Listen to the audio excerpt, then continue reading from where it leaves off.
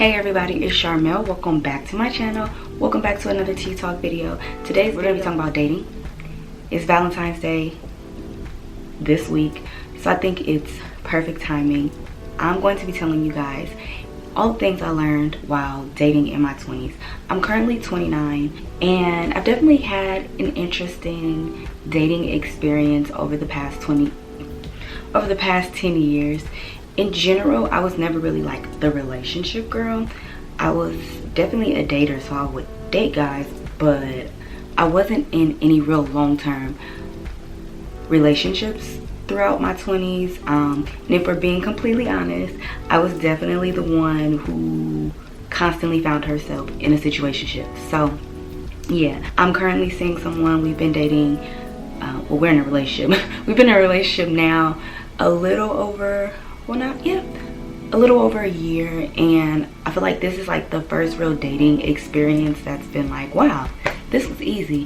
While my dating throughout the last years have been kind of up and down, I definitely feel like they were necessary, and because of all the things and all the lessons that I learned, it definitely made my current relationship really easy. And when I say easy, I don't mean like it's just perfect. We argue, we have disagreements and stuff. We don't always get along, but it's definitely easy. So yeah, I just have a few talking points that I'm gonna go through, so let's get started. So my first talking point is do not date to fill a void, okay? Do not date to fill a void. I can definitely say I used to do this a lot, and I wasn't even aware of it at the time. Like, now looking back in hindsight, I'm like, oh my God, like that's why that situation wasn't working, because I was running from other areas in my life. Just, I think when you're young, it's okay to kind of just date to date, because dating can be fun sometimes, but you also want to make sure that you're not dating to run away from other problems in your life, because what ends up happening is that unknowingly bring them to your dating situations. And then if you are looking for something more serious and you're wondering why my relationships don't last, or why do I keep running into these same issues, it's because that you haven't addressed the other issues that are going on in your life. Me and my boyfriend, we actually met in like the beginning of 2018, but we didn't start dating until the end of 2018. And I tell him all the time, like, I'm so happy that we didn't actually date, because the Sharmel that he knows now was not the same Sharmel that he met back then. Like, I was not happy around that time. Again, just be intentional about the reasons why you're dating. Once you really sit down and think, like, why do I want to date? Why do I want to be in a relationship? Is it just to have fun? Is it because I'm lonely? Like, I feel like it's easier to find suitable dating partners once you are aware of your intentions when it comes to dating. So the next thing I want to talk about is chemistry versus compatibility. Bruh. Compatibility. Is that how you say it?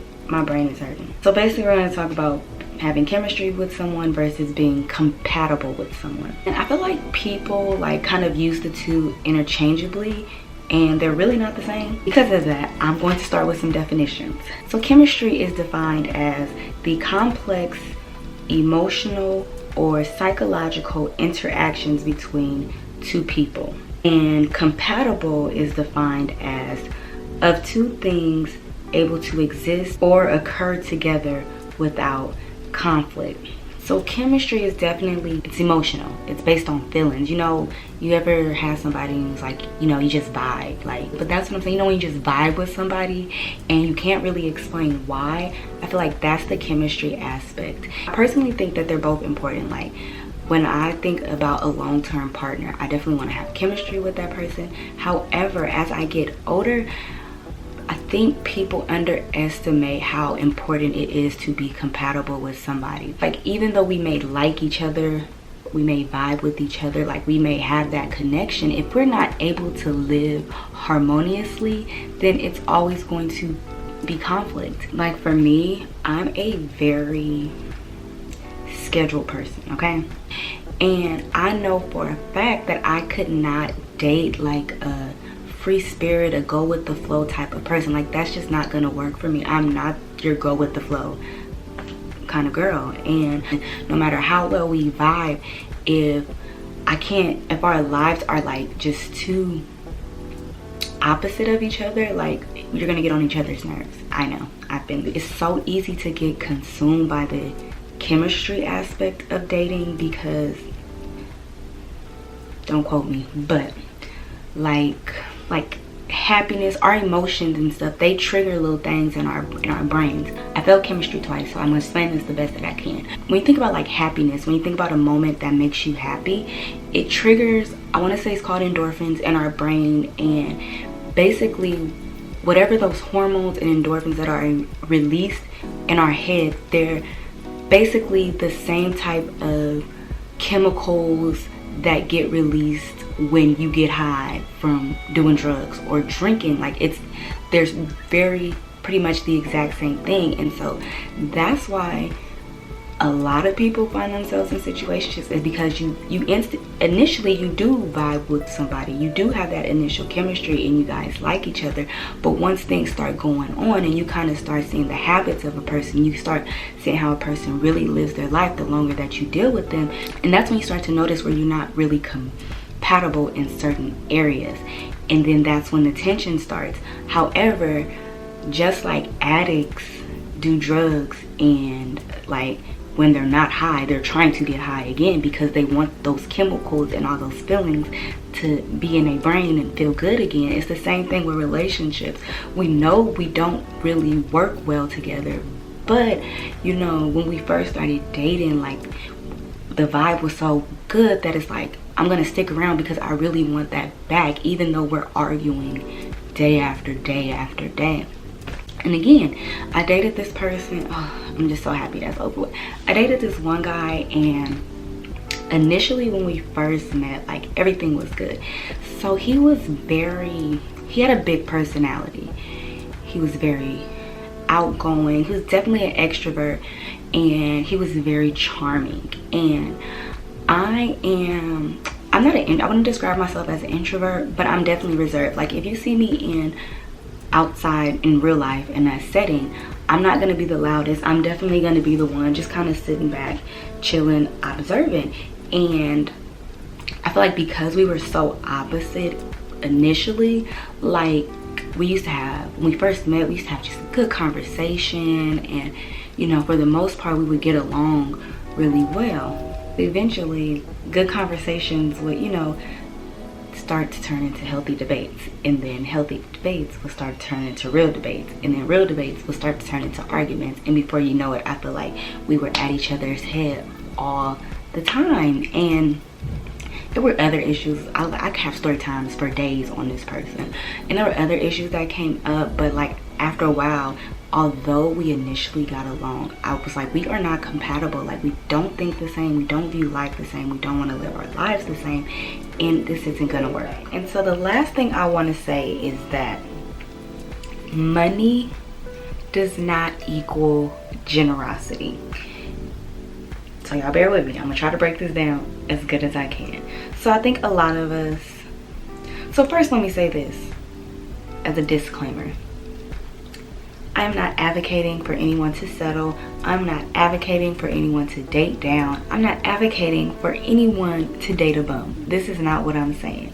But a lot of the times as women, we're so focused on the money. If a man has money, that doesn't mean make him generous. Generous is a actual quality of somebody. So you have a lot of people with money, but just because they have money doesn't mean that they're going to share it with you. So we a lot of times look at men for what they have and not for what they can provide. Like that's different. It's men out here who drive nice cars, have good jobs, and these are all great qualities again.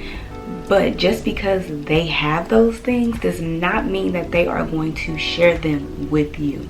So when you're dating, yes, have somebody that's stable, who's doing well, like someone, you definitely want to have your equal or someone better, but make sure that they have actual provider qualities. I think in general, a lot of us just get so focused and caught up on how something's gonna come packaged to us and not necessarily what's in the package. So this is something I definitely had to learn. So another example, I dated this one guy. He wasn't rich or nothing, but he was doing really well for himself. Like, he had all of his business in order. I was like 25 and he was in his 30s at the time, and so I just felt like I was just like so in awe, like, okay, like, let me stick around because he has all of these good things going for himself. I say all that to say he was doing really well for himself. However, the quality of my life was no different with or without him. And my boyfriend now, he's not rich. You know, we are about even. However, like, when I tell you guys, I've never been courted like this ever in my life. From the beginning, he was so intentional about just like the courting phase, and like, I'm doing all of this because like I want you to know that if you date me, if we're together, like, you're good. And he didn't have to say it, he just showed it through his actions. Like, when we first started dating, I would say like for the first 7 months of dating, we would have date night at least once a week. He would come and pick me up, open car doors. Like, I wouldn't have to pay for anything, I wouldn't have to drive. Even now, like, I can have the smallest inconvenience and he would be like, well, do you want me to go do XYZ? Do you want me to come? What do you need from me? Like, how can I help it? Like, what do we need me to do? Like, I don't even have to ask. When I look at the different type of relationships I've had with different guys over the time, like, it's definite. Like, men, aside from having money and having their own and having everything together, you definitely want to make sure that they just have that natural giving quality, because some men don't have that. Like, just because a man has money does not mean that he's gonna take care of you. And again, don't date down, that's not what I'm telling y'all, but make sure, like, stay in his bag, since we still staying in the bag, but also make sure that he has the right personality qualities as well to contribute to him already having his stuff together. So yeah, that's pretty much all I have to say. I think I touched on all of the major things that I wanted to mention. And I seen this tweet like sometime last year, and this tweet was like the main reason why I wanted to actually do this Tea Talk video. And so the tweet said, the secret to what Lauren and Nipsey had, what Sierra and Russell have, is simple, but y'all don't want to listen.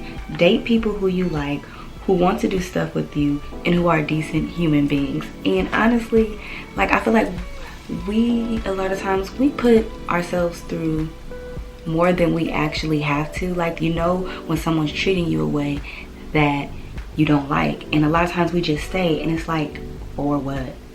Just stop staying around and wasting time in situations that you don't want to be in, and find someone who you like to do stuff with, and who are just overall good people. Like, I feel like it's easy and we complicate it so much compared to some of the other stuff that I used to put up with and deal with. I'm like, why was I making my life so hard? Why was I so stressed out in these situations when I didn't need to be? Like, I knew I didn't like this person, I knew these situations weren't working, but yet and still I chose to be in them instead of moving along. And once I really kind of let go, like I told you, it was easy. But yeah, that's it. Again, I just wanted to do this video because it's almost Valentine's Day, and I don't know, Valentine's Day can be either really good for some people or really bad, and I just wanted to do something kind of fun and lighthearted, but I still wanted to make sure I gave y'all a little information. So thank you all for watching. Don't forget to like, comment, and subscribe. And also, I think the majority of my viewer demographic is around my age, so definitely let me know some of the things the biggest lessons you learned about dating in your 20s. And yeah, let's start a conversation down below. Thank you all for watching, and I'll see you guys next time.